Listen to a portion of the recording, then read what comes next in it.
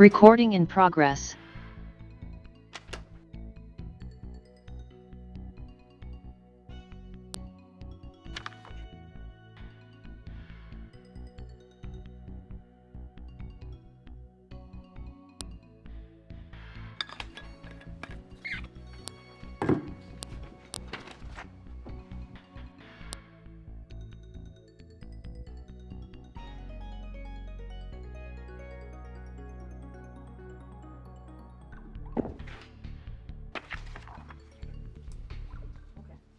Call the roll. Trustee DeBoer? Here. Trutchell? Here. Wallschlager? Here. Connor? Here. Trustee Pfeiffer and Hallquist are excused this evening. President Vanderstill? Here.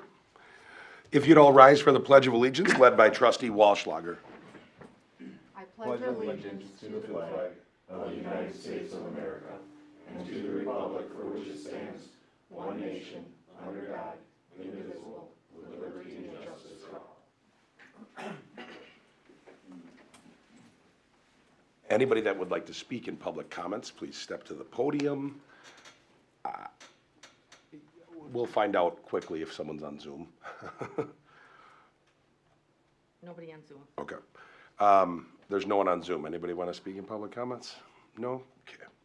All right. Well, we'll move to our first item, which is a Lake Country Municipal Court presentation by Judge Kay, who is in the house. Judge, welcome. Thank you, Mr. President and trustees. I always like to appear once a year and advise everybody about the state of the union or state of our court.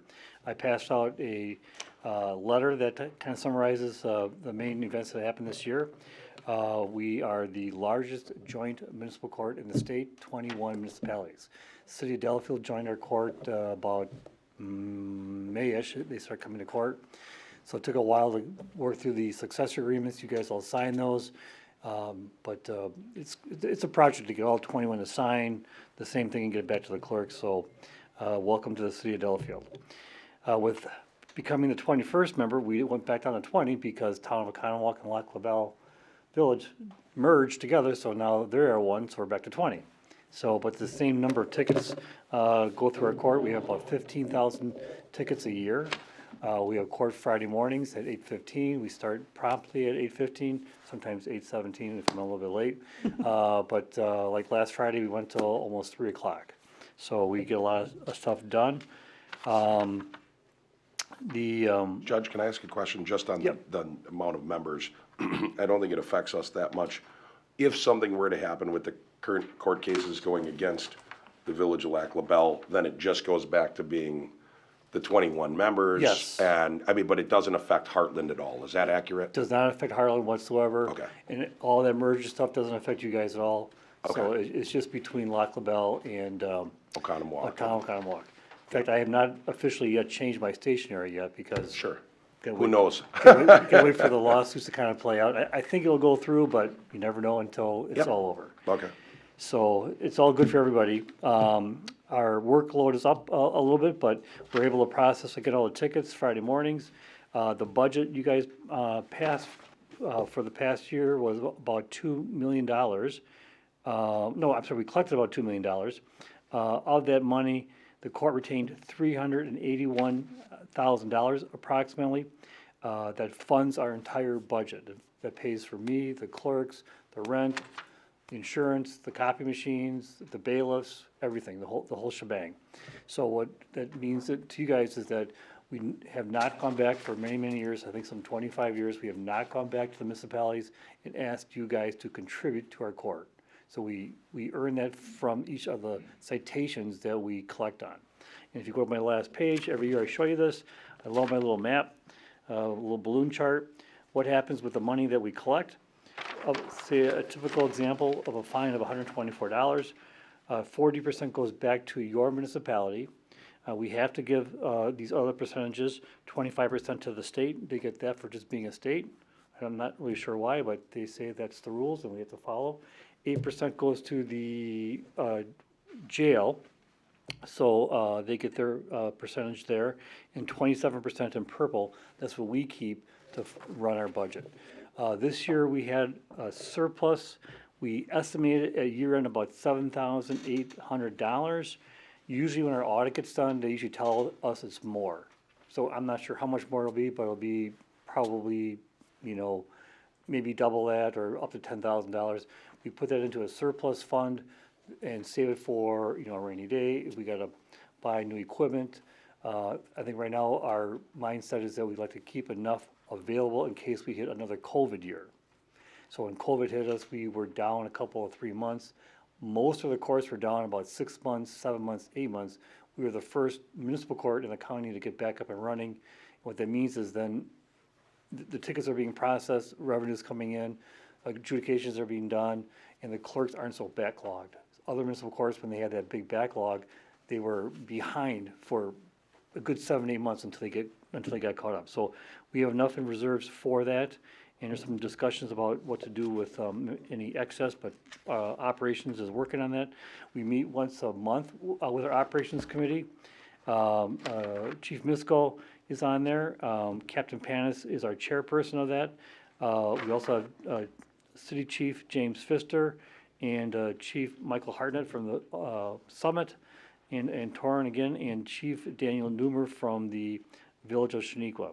So once a month we get together, pay bills, discuss common things, hiring, firing, it's all good. We have our 2 main full-time clerks still, Teresa Berlin and Tracy, I always forget her last name, but Tracy Dricken. And we just had one of our part-timers, Elaine Lynott, retire about 3 weeks ago.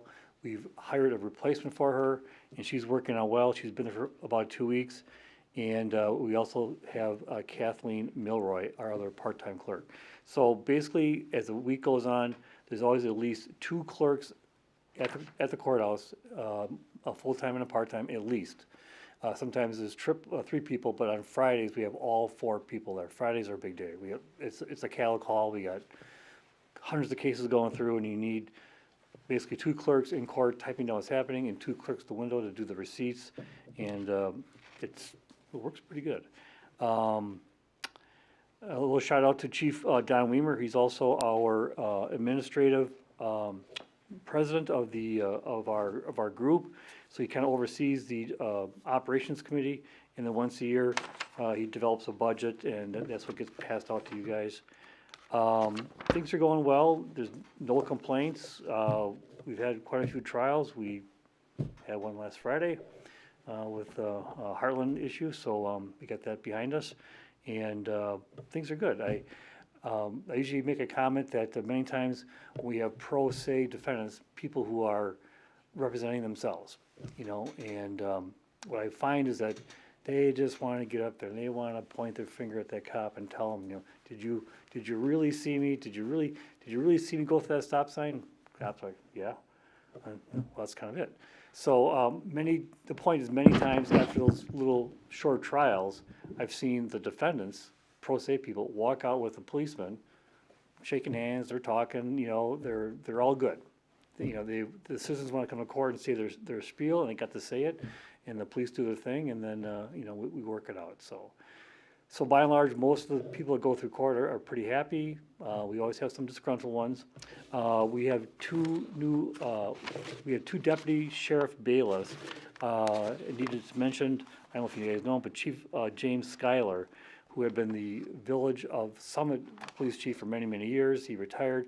He became a CFO, like a volunteer type person for the city. He retired, and we replaced him with another sheriff's deputy. So now we have 2 deputies that kind of patrol our courtroom, usually one inside and one on the outside checking people in, and it's important to have those 2 guys there. So, and they're also covered in our budget, so it all works out just fine. Any other questions, give me a call or ask Chief Misko. I had a couple. I just wanted to say, so like on the bailiff, so you said you had one that was retired and then kind of got into you know, they take the position. And the other one, were you saying that that's someone that's actually from Waukesha County Sheriff's Department? That's a Yes, we deputy? have 2 sheriff's deputies that we hire to be there on Fridays. Okay, so it's for that time frame, Yes. you guys don't have to pay the whole salary, it's No, just no. for that time frame. Yeah, right, and they're not employees, they're basically independent contractors, and so it works out good. You know, they get there at 8 o'clock, and they're usually done by 12-ish. Sure. 12:30, depending on away we go. And then, one of the other questions I had is on the graph. Yep. So when a citation goes through, and let's say it's real simple pro se, they come and they're like, yeah, I'm guilty. And whatever, does this just get chopped up, so whatever that citation is, that Yes. this is just how it gets Yep. chopped up? So automatically, I think you said 40%, that 40% automatically comes back to Hartland, and then however, the 27% and 8%, those all go to those respective areas? Yes, and the clerks, like, head clerk, Teresa Berlin, that's mostly what she does at the end of the month.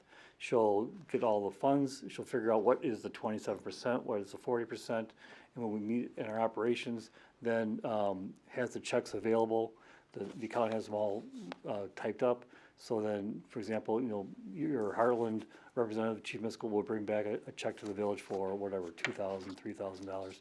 And all the other chiefs, same thing, they get their checks and the county gets their check, and we pay the bailiffs out of that meetings, and we have some refunds. Sometimes we have quite a few refunds because one of my policies that my predecessor started that I actually like, and my clerks like, is that if a person misses court and they want to bring a motion to reopen, they have to post the entire amount of the fine. Sometimes in the past, people would not want to pay, they wanted to reopen the case, they have it dismissed or have a trial. But by doing that, now we have their $124, right? So whatever happens, sometimes we dismiss it, sometimes it gets lowered, they get a refund of Gotcha. that 124, but at least we got it to hold on to, rather than saying, you know, we reduced the fine to $98, now you owe us $98, well, they don't pay. So getting people to pay is a big deal. Yeah. Another big thing that has happened in the last 3 years, we've belonged for the last 2.5, 3 years to SDC, State Department of Collections. They are a division of the Wisconsin Department of Revenue. I mention this every Friday morning. They are the government. They are the WDR. That's where Governor Evers gets all of his money from. He's sitting on a boatload right now. I don't know what he's gonna do with it, but, you know, hopefully we're part of figure it. it out. We belong to it. And the SDC, they can go into your checking, your savings, your tax refunds. And another beautiful thing about them is because they are the government, they can go across state lines. Yep. And, for example, get some of the trucking fines that we have, used to have a hard time getting because, you know, our jurisdiction kind of ends at the state line, but SDC, they're a state, they can go wherever, so it's good. So it's been a big factor. They've been very successful for us, and part of the reason why we have a surplus at the end of the year. So any other questions? I did give you the fines by municipality. I like passing it out. My old clerk used to tell me, she said, Judge, don't ever talk about money in front of the trustees. I'm like, well, that's what they kind of want to know. That's why I'm here. So you can see that for the revenue that came in for Hartland, kind of where you're at, and compares you to all the other municipalities in our jurisdiction. So you guys are doing well. You're about the same as you were last year. You're always in the mid-80s. So that's a consistent number. And again, we don't do it for making money. It is your portion of the revenue that comes from the citation. We're trying to basically break even on all of our expenses, so that's what we do. And so it's not income, it's revenue. All right, any other questions? Thank you, Judge All right. Kate. Judge Kay. Thanks for letting me Thank you. show up once a year. And I told the fire guys, we've been in the black for 25 years, so, you know, if they can get that figured out, it'd be good. Just teasing. Thank you. So now we have approval of the minutes. There's two listed, March 10th, 2025, and then a special meeting that happened on March 16th, 2025. I'll make a motion to approve the minutes. I'll make a motion to approve the minutes of March 10th, 2025, and separately the closed session on March 16th, 2025. I'll second. It's been moved and seconded to approve the minutes for March 10th and 16th, 2025. Any discussion? All in favor? Aye. Aye. All opposed? That motion is carried. Now we have items related to the vouchers. The vouchers for payments are in the amount of $183,880.43. I'll make a motion to approve the vouchers in the amount of $183,880.43. I'll second. It's been moved and seconded to approve the vouchers in the amount of $183,880.43. Does anyone have any discussion, questions, anything they want to talk about on the vouchers? I got a couple. Sure, go ahead. Under cemetery, you got grave markers, $1,176. Is that just us fixing ones that maybe decrepit or versus the family members' No, responsibility? so what this is, it's a new kind of process that I just started. It's to mark, as soon as we have a burial, we're gonna put one of these placards down as a headstone marker, and then as soon as we actually get the headstone, we're gonna pull it up. So they're gonna be reused throughout time, but, kind of the reason why we had the radar done is because we have graves that are not marked with a headstone. So this is a marker for those graves that are being put there, so we don't have this issue in the future. So that's, they're metal, placards with a stake on the bottom, they're gonna go flush, so we can drive a lawnmower and over them and everything like that, so that's so hopefully we're not doing radar again is the reason for that, Okay, so. appreciate it. Yeah, And then one other one, but it has to do with the library. I don't know if we can just document, maybe Ryan can follow up, but it's cafe annual support. I don't know what that means for $23,546. We can, And if we just, we can follow up later. I was just curious. I just didn't know what it meant. I'm guessing that it, and I don't want to be long-winded, but I'm guessing it falls under their purview because of their budget, but you're right, we can get an answer on that. With Andy not being here, Yeah. Cafe, just so you know, Cafe is and you may know this already, it's the program, the online, it's the program that they use. Like all the libraries cards say Cafe on them. Oh, okay. I'm guessing that's an annual, but this isn't the right place to guess, so can we, if you Jeff, don't want to approve that, we don't have to. No. Or we can approve and No, get it's fine. I just was, explanation. just for my own knowledge of what it was. Yep, That high and dollar Rick, amount. can you just tell me, so that I have it, because I will ask on this, can you please tell me the page? 4? 1, 2, 3, 4, 5, 6 entry. on Okay. 23,546. Page 4, 6th entry. What was the amount one more time? $23,546. Okay. I'm not familiar with that exact purchase, but to President Vanderstill's comment, Cafe is the system all the Waukesha County libraries use to get their checkouts and online platform Okay. and all that.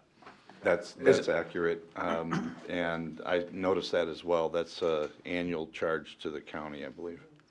And oh yeah, Tom's on the library board, maybe you can fill us in, but is an email okay? If the library Yeah, director that's fine, sends an that's email to fine. I all just the have trustees? Andy it's can not- follow up. Yeah. I'll Yeah. go Okay. ahead and do that. All right. Anybody else for discussion? All in favor? Aye. Aye. All opposed? That motion is carried. Now we have consideration of bartender operator license for Kay Lynn Marie Jean Young.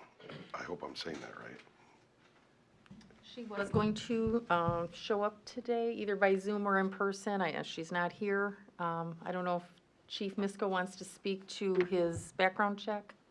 So, as our common procedure, anytime anything comes up in the background, we bring it to the board where it's not just a very simple approval where a village clerk can approve it. She did have some that she disclosed in her background. She said her memory was foggy on it, but she put down alcohol in possession in a car in West Allis in 2022. It was actually in October of 23, intoxicant in a vehicle, but it was in Hales Corners, so the gist was there, it was just a little off. She also had a citation for possession of marijuana back in 2019 that's not on the application. However, she did answer it correctly. Only outstanding or pending charges will be listed on there, or if they're alcohol related specifically. So she did not technically have to disclose that, but it did come up in her background. With those things, she's a cashier at Walgreens. I still approved it because it fell outside our 1-year conviction for the alcohol in the vehicle charge, which is just a citation, it's not a criminal charge. And then even the marijuana possession case was a civil citation. And again, that was over 6 years ago. Chief, what is intoxicant in vehicle? Is that just saying that there's an open bottle or open can? It has to be open, right? Correct, yeah. She had some type of open intoxicant in the vehicle. What it was, I don't know. But it could have been a beer can in a cup holder. It could have been... But it doesn't say that she was arrested for drunk driving. No, she does not have a drunk driving, Okay. OWI, arrest or conviction on her record. She didn't drink it fast enough. Yeah. I don't know. Chief, the was there someone else in the car, do you know, or you don't know? I don't know any of the specifics on the civil violation. The chief. And again, the conviction was October, so her arrest was several months before that. So she was convicted for open intoxicants Correct, in the yes. vehicle? Yep. Okay. Your recommendation is approval, Chief? Yeah, with it being a position at Walgreens is a little different than a bartender making that game time decision on someone actively driving. Now, we can all say someone buys it and has an open intoxicant in their vehicle and it can cause issues, so that's not a perfect analogy, but I do think there is a little difference there. It's the only offense she has alcohol related. I would rather see none, but at the end of the day, it does fall outside of that board policy of over 1 year. It was a civil violation, not a criminal charge. So I do think that would be one we would probably historically approve, even with some background, some issue in her criminal history background like that. I'll make a motion to approve the bartender's license for Kaylin Marie Jean Young. Second. Been moved and seconded to approve the bartender's license for Kaylin Marie Jean Young. Any discussion? All in favor? Aye. Aye. All opposed? That motion is carried. I just do want to add, and we are very thankful that you would like to sit and watch our meeting. I just want you to know that on behalf of this board, no one would find disrespect that you don't sit through the, but Judge, we would like to see you here at least once a month to come and watch our meeting since you're enjoying this so much. Thank you. Thank you, Judge. Thank you. Now we have discussion and consideration of the Medline discharge agreement. Chief Chemritz? Oh, sorry, Tom? Rob, you wanna go over this at all?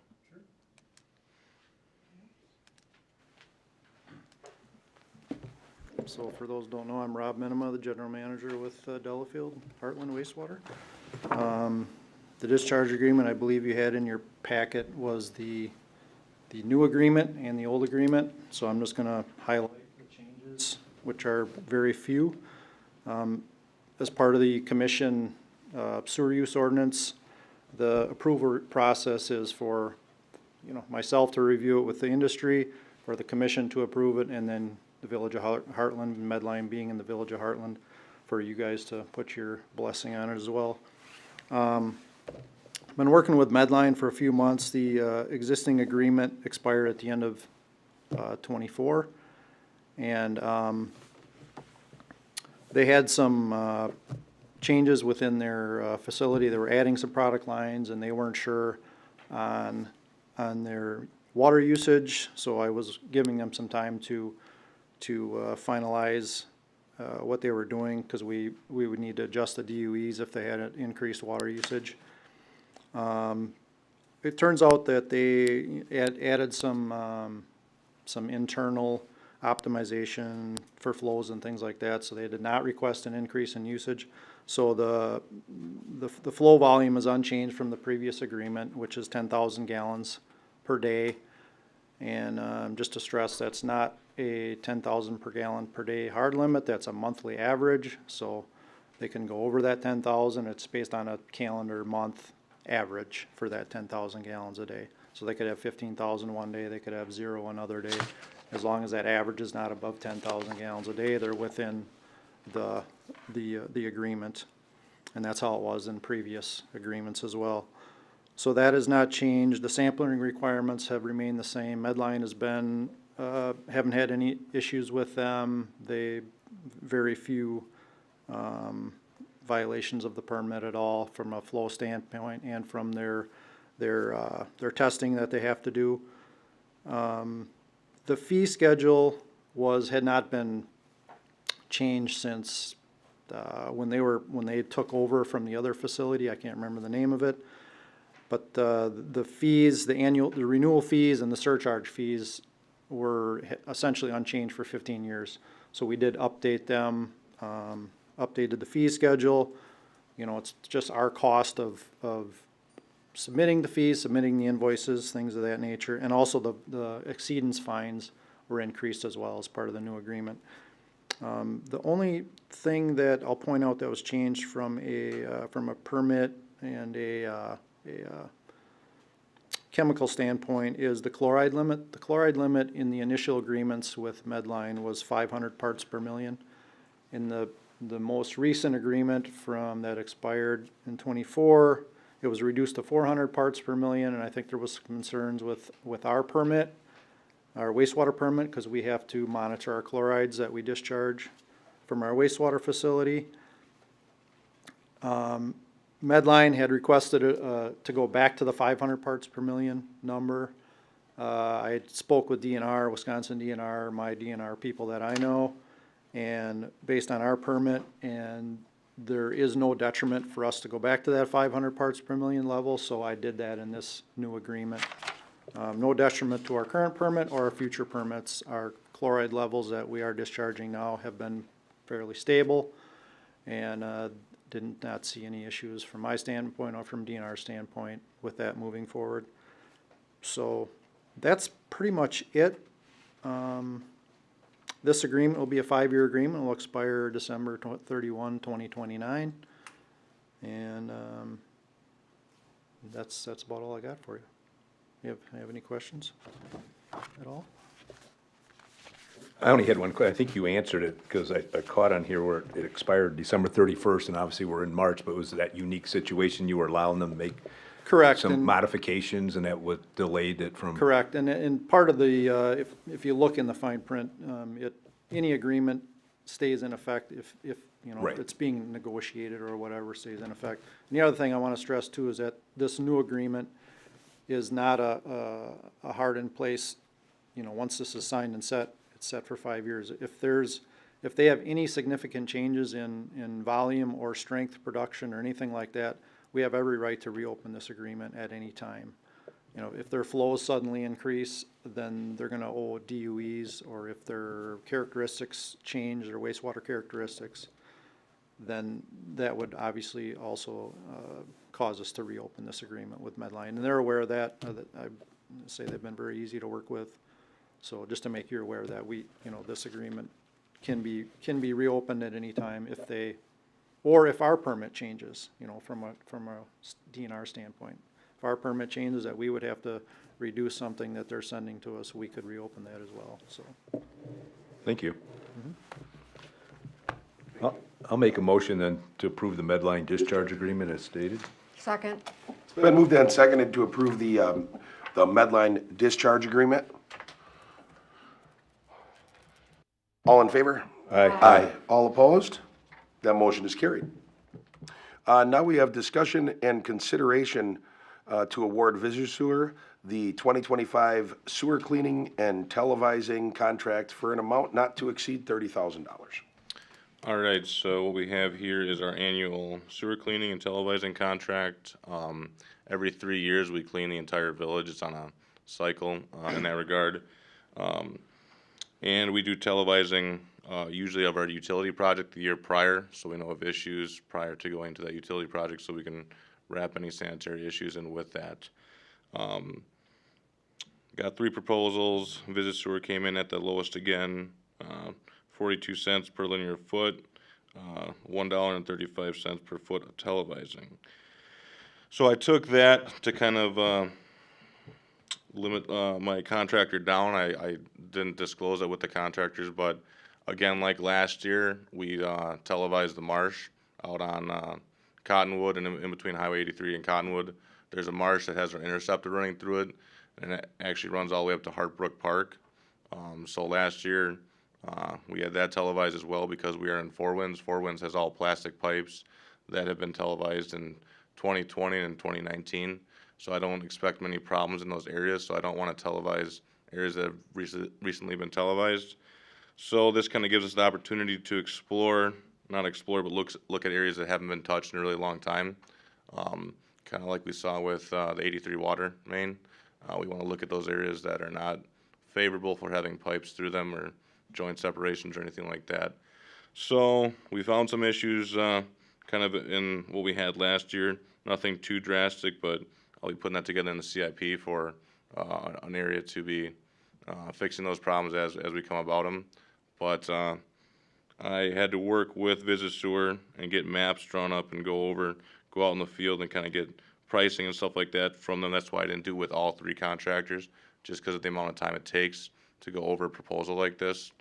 So Visu Sewer gave us the rate of a two-man crew, and that's if they're able to access and televise from the road, charging at $295 per hour. And if the interceptor is not street accessible, they will need a three-man crew, which is $415 per hour. I've put a cap on 30,000 as in our budget to not exceed that number, just like I did last year, and that worked out really well. So staff recommends awarding the 2025 sewer cleaning and televising contract to Visu Sewer, not to exceed $30,000. I'll make a motion to approve the 2025 sewer cleaning and televising contract of Visu Sewer, not to exceed $30,000. Second. It's been moved and seconded to approve the $30,000 2025 sewer cleaning and televising contract with Visu Sewer. All in favor? Aye. Aye. All opposed? That motion is carried. We now have discussion and consideration to award the 2025 hydrant painting contract to Ferguson Waterworks for an amount not to exceed $7,000. Immediately after that, we're gonna have a item for 2025 leak detection, which is also to Ferguson Waterworks. Just letting people know in case they wanna group them, since it's the same company. Okay, I can kind of lump them both together then. Totally up to you. That's up to the board, actually, so. Well, okay, so every single year we do a hydrant painting contract. This is thrown in our budget as well. So we have our utility lead go around and check out hydrants that are faded or that don't look good or anything like that, that are invisible to a fire truck if we ever need to hook on to a hydrant. Also helps with the operation and kind of just checking over the hydrants. So 3 proposals were sought. We had 2 contractors that were the same exact price on the bid. Faith Leak Detection we've used in the past. We've had kind of some issues with them as far as scheduling the last couple of years. So we opted to go with Ferguson. Ferguson is a very well reputable company as far as in the water and wastewater industry, as far as valving and everything else like that. So staff recommends awarding the 2025 hydrant painting contract to Ferguson Waterworks, not to exceed $7,000.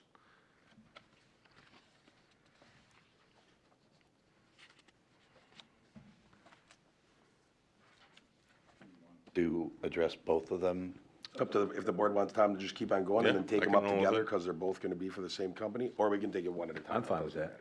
Yeah, if you don't mind, Tom. All right, yeah, so leak detection is done throughout the village. We do this after we turn hydrants, just because as we open and close hydrants, sometimes we might get sediment that seats on that valve as it closes, so it doesn't close all the way. So we always do leak detection after that to find those leaks and then open those up and either fix the hydrant or just open it up, flush that sediment out and reclose it before it goes over all winter, leaking and causing more water loss, losing dollars through that regard. And it also points out potential water main leaks or breaks and stuff like that, so we can get in and hopefully dig it before we hit negative 20 degrees in the middle of winter and have to dig at that point in time at 12 o'clock at night. So once again, we got three proposals for this. Ferguson Waterworks was the lowest qualified bidder with a sum of $4,650. Staff recommends using Ferguson for the 2025 leak detection contract. I'll make a motion that we award the 2025 hydrant painting contract to Ferguson Waterworks for the amount not to exceed $7,000. In addition to that, to award the 2025 leak detection contract to Ferguson Waterworks for the sum of $4,650. Second.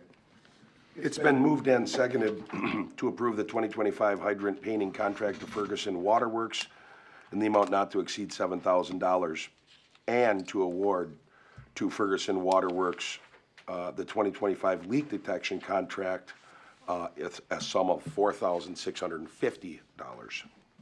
Any discussion? Tom, I just have question on the way they do this.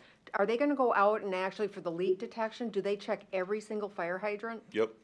Every In- single hydrant they go, they listen to, because that's not gonna be closest to a dead end. And then from there, if it's past the hydrant, because it's usually at the hydrant. Okay. Because there's another valve, there's, plumbing right there. After that, they'll trace it further out down the main. Okay, thank you. Yep. I've got a question though on the painting in the hydrants. And obviously this is out of my scope, the details, so, but out of it, it seemed like Giant had a very descriptive details of everything that they're doing, compared to Ferguson or the other one, Faith.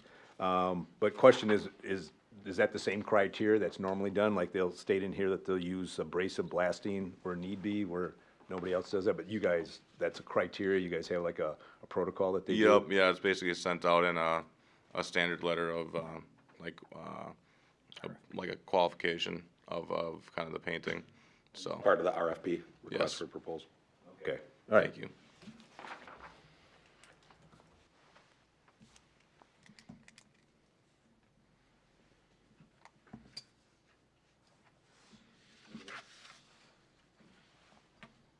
All in favor? Aye. Aye.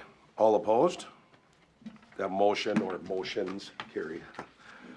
Hope that's okay for the minutes. That'll be okay, good. Okay, now we have the presentation of the 2024 MS4 report. All right, so our MS4 permit encapsulates a lot of things, but think stormwater. So if you think about the village of Hartland, it's, used to be a rural area that's now covered with houses, impervious surface and everything like that. What MS4 does is ensuring that we have a high quality standard for like public health and water as far as that goes. So it accounts for runoff, and anything going into a storm sewer.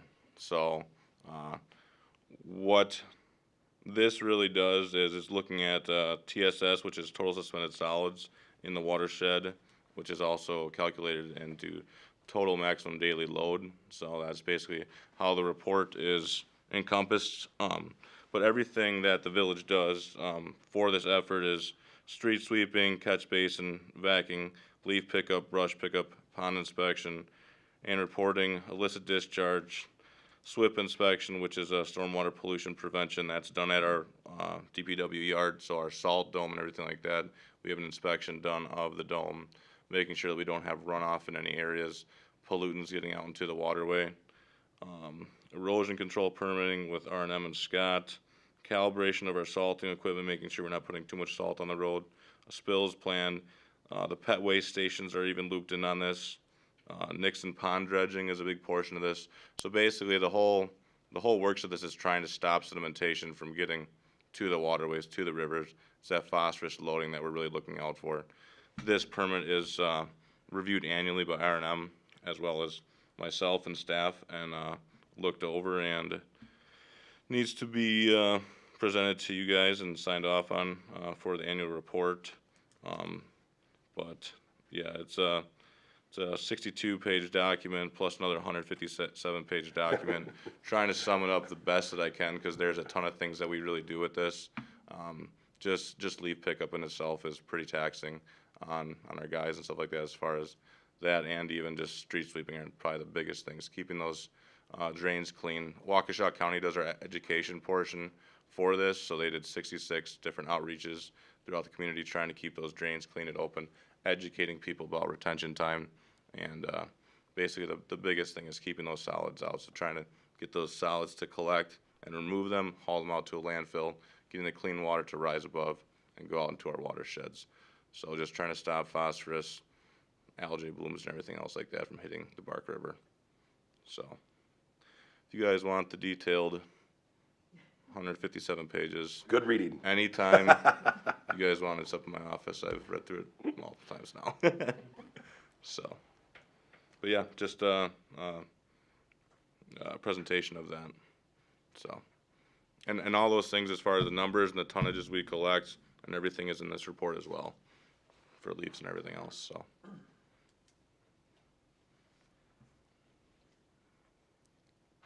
A lot of information there. When I That's, was looking yeah, at it yeah, earlier there's a today. ton. Yeah, it breaks down, I mean, even the maps showing every single catch basin pond that we have, every single outfall, and we do all those inspections as well, so. You guys can keep on talking about that. I'm sorry, I'm gonna step outside for just a second. Keep talking, ask some Done? questions. I have a question. Yeah. This one, on illicit discharge detection and elimination. Yep. How many total outfalls do we have? What is outfall exactly? So an outfall is any culvert that comes out, and actually dumps out into, it's usually it's a detention area or a dry pond, if you will.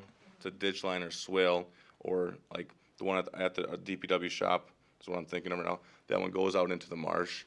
So at that point, it's a point. On the south side of DPW? As soon as you pull in the entrance, Yeah. on the left-hand Yeah, side okay, right there, yeah, yeah. there's a culvert right there that Yeah. goes out in the marsh. Okay. That's a point source pollution, it's an outfall. That's where illicit discharge can come from. So 72 hours after a rainfall, we have to go out and inspect that outfall and see if there's any flow coming.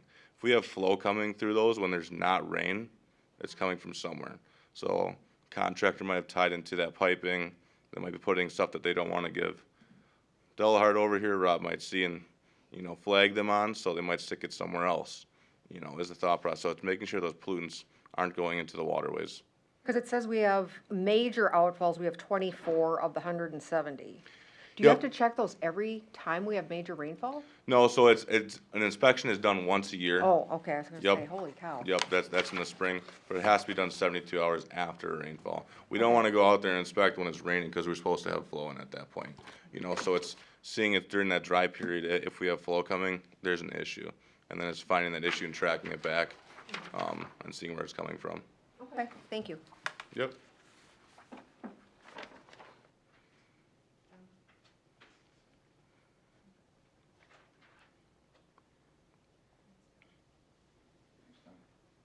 Would need never mind. We don't need a motion to accept the report, I guess. For doing that, Tom. Thank you Not a very much, problem. Tom.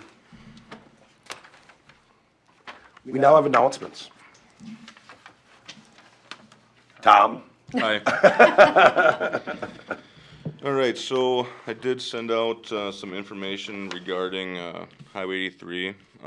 Wisconsin DOT is repaving the area from Gulf Road to Vedelson. They are starting the earliest shutdown projected on the 31st of March here. Access to local businesses and residents will be maintained, but we did put out to social media via our Facebook and our village website their flyer and link. They have a QR code that you can scan and keep updated with the progress on that. But there will be posted local routes and truck routes along with that as well. So if anyone has any questions or comments, check the website or that QR code that we have posted on Facebook.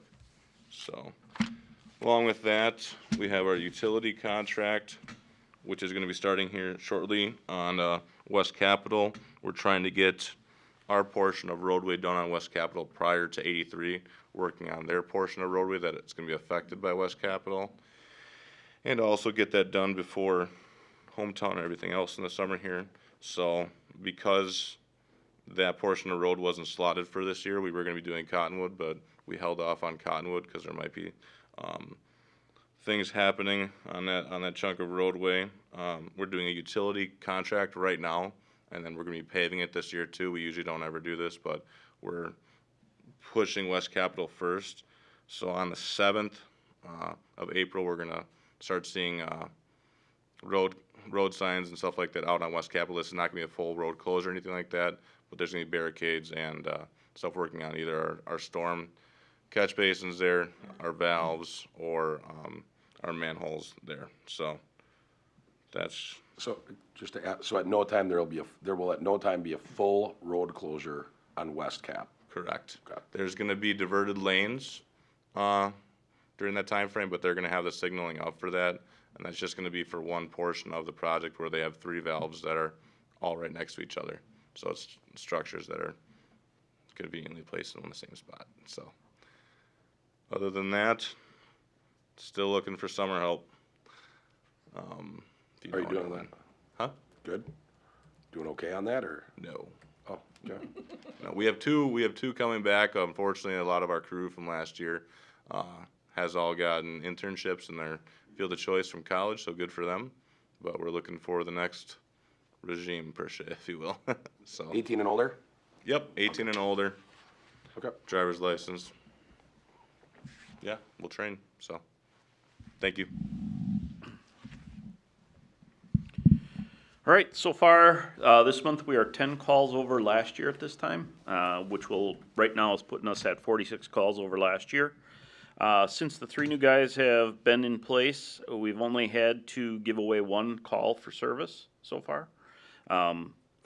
Which we averaged, last year we averaged 1 call a week that we were giving away because we couldn't staff the second ambulance. So those 3 guys are making a difference, plus the additional part-time person during the day. That's generally when we have our majority of our calls, and most times when we're missing them. So each full-time member, we had a meeting earlier this month with them. So each full-time member now has been given responsibilities around the station, such as supply ordering for EMS, vehicle maintenance, and so on. Just making sure that when the crews come in, they have all the stuff that they need for that shift. And so took a lot off of Cajal because he's got plenty of administrative work that he does for me now. And then just putting that all on the full-time guys to keep them busy and keep them engaged with what's going on. So that's all I have. Chief?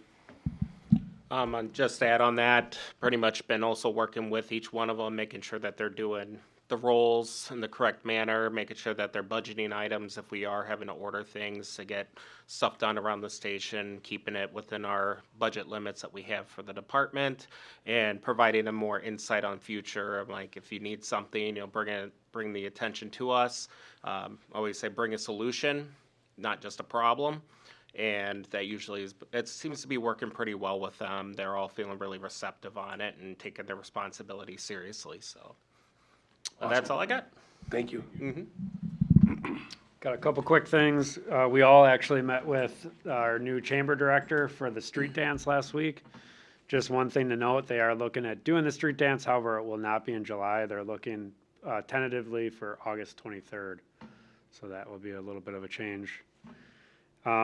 We got all of our equipment in for our handgun replacement. As you recall, 2025, we budgeted for our handgun replacement. These new handguns will go back into that replacement plan under a 10-year life cycle, or expected life cycle.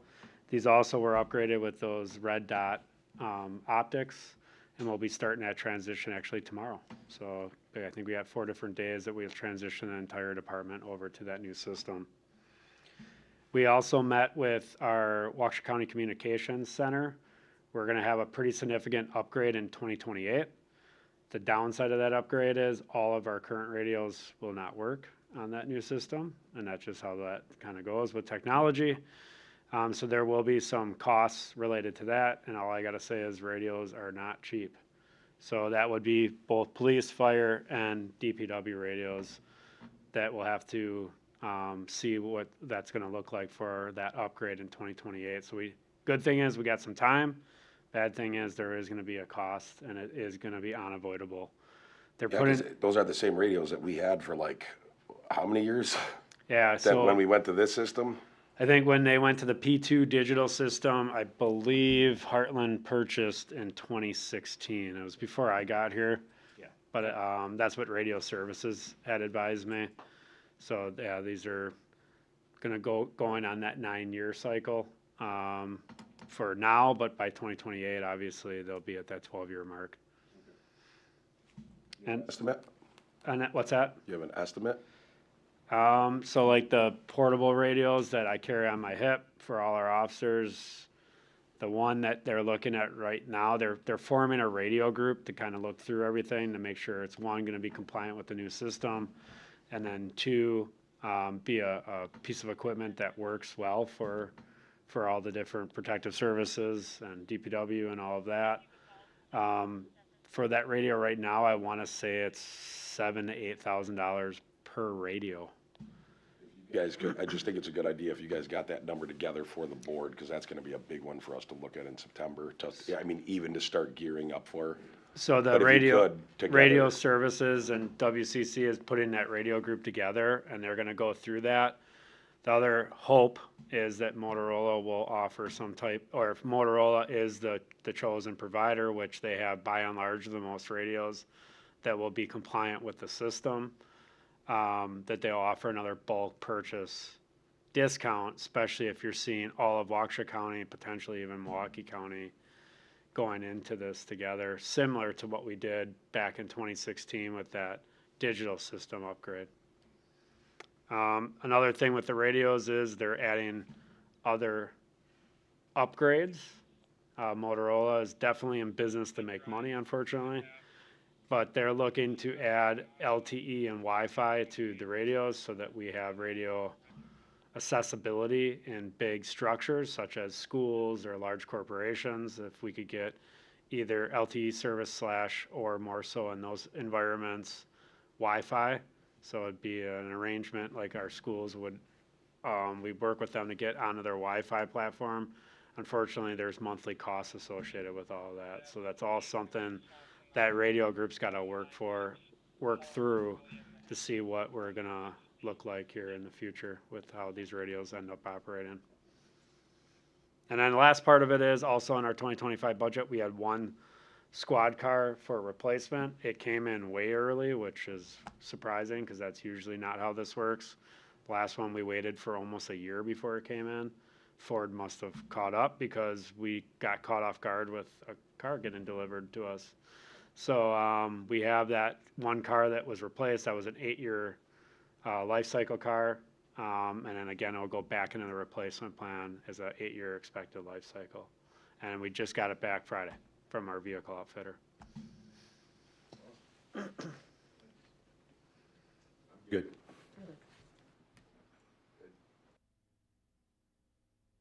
Well, we know we have an election on April 1st. Absentee ballots have been sent out and are coming in as we speak. Right in the Village Hall, early voting goes until Friday from 7:30 in the morning until 4:30 at night, except for Friday, which we are open until 5 o'clock p.m. for voting. All the voting will be done here in Village Hall, and it's like, I don't have any other announcements, except for there's an election coming, and everybody votes at Village Hall. So with that, I would entertain a motion to go on to the next part of the agenda. I'll make a motion to go into closed session pursuant to state statute 19.85 subsection 1, section E, to deliberate or negotiate the purchase of public properties, the investing of public funds, or conducting other specific public business whenever competitive or bargaining reasons require closed session, specifically to negotiate a contract for the operation of the beer garden. Second.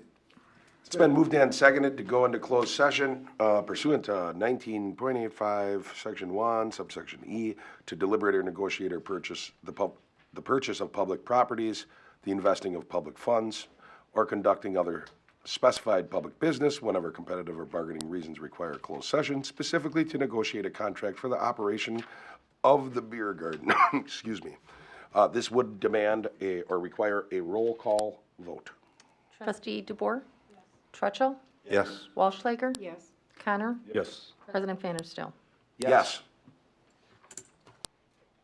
That motion is carried. At this time, we will go into closed session. Anything we would do after that, we would reconvene into open session and take any action if necessary or to adjourn.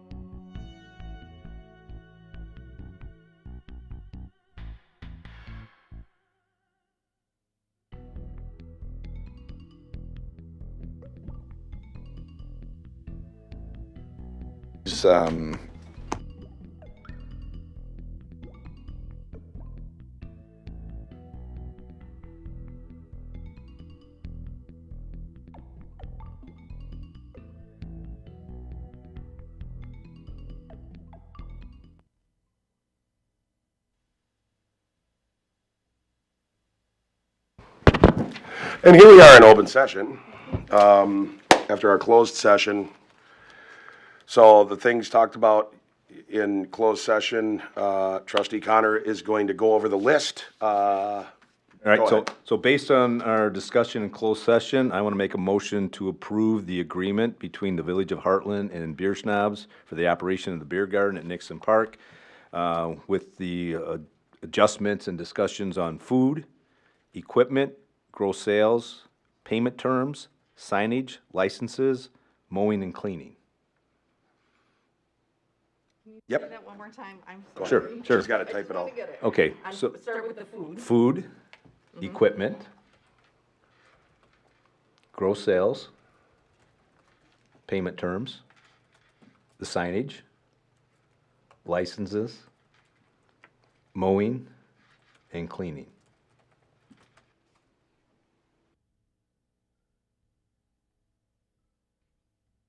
I'll second. It's been moved and seconded to approve, that was a motion, correct? Correct. The motion was to approve the agreement, and it was moved and seconded to approve the agreement on food, equipment, licenses, signage, payment terms, mowing, cleaning, Signage? and signage for the beer garden, I should say for someone to run the beer garden for the village. And that is a agreement with Beer Snobs. And at this time, if we take the vote to move forward, then we would be moving forward based on those things. Some of the contracts still have to be typed up, but we would be making that motion to approve to move forward with Beer Snobs. So if anybody has any discussion, please say it now. I will call the question to move forward with Beer Snobs as taking over and running the beer garden. All in favor? Aye. Aye. All opposed? That motion is carried. With that, I would entertain a motion. I'll make a motion, adjourn. Second. It's been moved and seconded to adjourn this meeting. All in favor? Aye. Aye. This meeting's adjourned.